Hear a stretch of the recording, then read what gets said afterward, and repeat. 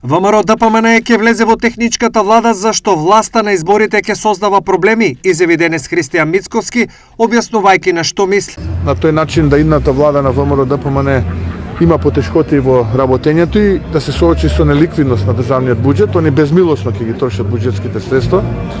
Второ, насилно ќе се однесуваат и ќе обструјат работата на Државната изборна комисија, јасно дефинираната опозиција во условно кажано албанскиот блок. Гледаме дека не може на пристоен начин да номинира член во рамките на Државната изборна комисија, дека СДСМ на секаде на оние состаноци со малкумина се уште останати симпатизери и поддржувачи на политиките на Зечевич и Маричич и Ковачевски.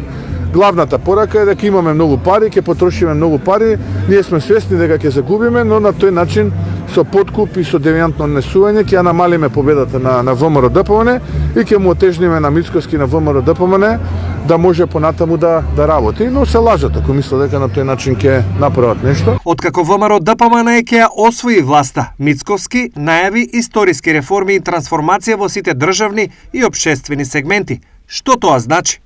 Периодот кој што следи ќе презентираме делови од нашата програма, од политиките кои што планираме да ги водиме. Знаеме дека ќе биде и понатаму тешко, нема да биде лесно, но нема никако да биде срамно, јас во тоа го уверувам. И затоа велам дека доаѓаат можеби најдобрите години кои што ќе донесат надеж, успех и ќе донесат просперитет на Македонија, онаква каква што сакаме да ја видиме и каква што мојата генерација сонуваше да види. Во однос на изјавата на Марија Габриел, вице-премиер во бугарската влада, дека внесувањето на бугарите во уставот не е крај на нивните барања, Мицковски со став.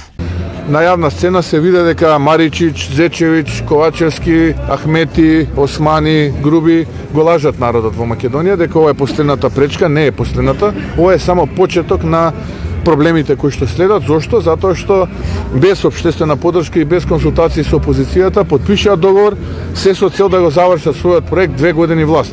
Едниот да биде премиер, другиот да биде генерален секретар, а останатите да станат милионери на грбот на македонските граѓани. Тоа беше проектот.